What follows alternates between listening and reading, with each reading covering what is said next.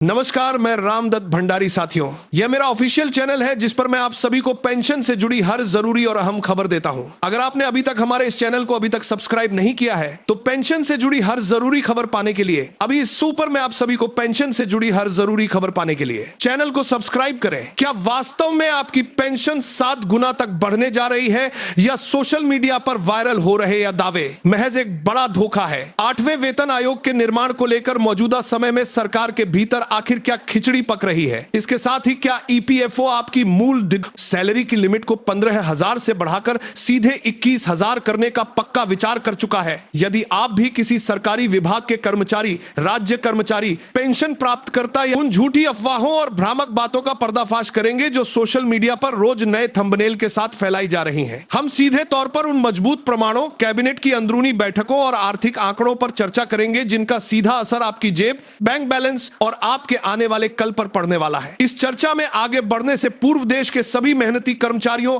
और आदरणीय बुजुर्ग पेंशन धारकों से मेरा एक छोटा सा अनुरोध है। यदि आप बिना किसी झूठ या मिलावट के 100% प्रामाणिक और सच्ची राज में खबरें पाना चाहते हैं तो कृपया अभी इस वीडियो को लाइक कर दें, साथ ही चैनल को सब्सक्राइब कर लें और घंटी वाले निशान को दबाना ना भूलें, जिससे भविष्य का कोई भी जरूरी अपडेट आपसे मिस ना हो। साथियों, सबसे पहले हम उस बड़ी खबर के बारे में बात करेंगे जो बड़ी खबर के बारे में बात करने के लिए भविष्य में हमारे देश के हर एक सरकारी कर्मचारी की किस्मत और हालात दोनों बदलने वाली है। मेरा मतलब है 8वां वेतन आयोग। इन दिनों YouTube और Facebook जैसे प्लेटफॉर्मों पर यह बात बहुत तेजी से फैल रही है कि 8वें वेतन आयोग की फाइल पास हो चुकी है और आपकी कम से कम सैलरी 18,000 से जंप मारकर 26,000 या 32,000 रुपए तक पहुंचने वाली है।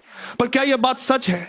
असल सच्चाई यह है कि कर्मचारी संगठनों के साथ साथ रेलवे, डिफेंस और पोस्टल जैसी विभिन्न केंद्रीय यूनियनों ने सरकार को अपना एक बेहद पुख्ता और ठोस ड्राफ्ट सौंप दिया है। इस ड्राफ्ट के भीतर पिछले 10 वर्षों में आसमान छूती महंगाई, बच्चों की शिक्षा का खर्चा, मेडिकल व्यय और रोजमर्रा की बुनियादी जरूरतों का पूरा हिसाब किताब पेश किया गया है। कर्मचारी संगठनों ने स्पष्ट कर दिया है कि 7वें वेतन आयोग की नीतियां अब काम की नहीं रही, क्योंकि आज के समय में बाजार का हाल पूरी तरह से बदल चुका है। अब सारी बहस इस मुद्दे पर टिकी है कि सरकार इन मांगों को जांचने के लिए अपनी तरफ से किसी आधिकारिक कमेटी का ऐलान आखिर कब करती है। अंदरूनी सूत्रों की बात माने तो सरकार देश के राजकोषीय घाटे और अलग अलग आर्थिक पैमानों को संतुलित रखने के लिए बहुत ही फूंक कर अपने कदम आगे बढ़ा रही है। अतः जब तक वित्त मंत्रालय कोई पक्की अधिसूचना या गजट नोटिफिकेशन जारी नहीं कर देता, तब तक वेतन आयोग के लागू होने की बात कहना पूरी तरह से जल्दबाजी और गुमराह करने वाला होगा। हालांकि यह भी निश्चित है कि इस वक्त सरकार पर हर तरफ से काफी दबाव है और आने वाले महीनों में हमें एक बड़ी प्रशासनिक घोषणा सुनने को मिल सकती है। वेतन आयोग से ही जुड़ा हुआ एक और बहुत नाजुक मुद्दा फिटमेंट फैक्टर का है। फिटमेंट फैक्टर असल में वो चाबी है जिससे यह तय होता है कि आपकी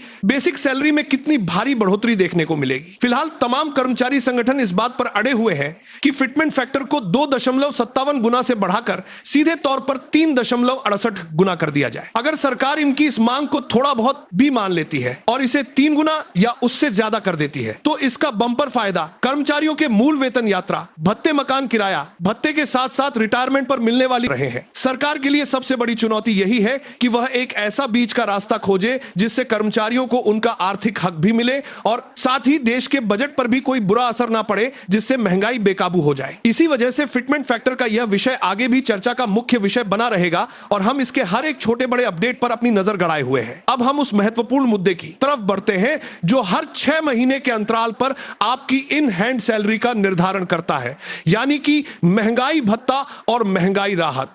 इस वक्त इंटरनेट की दुनिया में ऐसे ढेरों वीडियो और मैसेज तैर रहे हैं जो यह दावा करते हैं कि इस बार डीए में कोई बहुत बड़ी दुनिया में महंगाई भत्ता और महंगाई भत्ता बढ़ोतरी होगी और एरियर का पूरा पैसा अगले ही हफ्ते आपके बैंक अकाउंट में डाल दिया जाएगा। जमीनी सच चैनल के माध्यम से मैं आपको पूरी जिम्मेदारी के साथ यह चेतावनी देना चाहता हूं कि आप ऐसी किसी भी वायरल और झूठी खबर के चक्कर में बिल्कुल ना पड़े। महंगाई भत्ते का बढ़ना कोई जुआ या लॉटरी नहीं है। यह श्रम मंत्रालय द्वारा निकाले जाने वाले उपभोक्ता मूल्य सूचकांक के आंकड़ों पर आधारित एक पूरी तरह से वैज्ञानिक और वैधानिक प्रक्रिया है।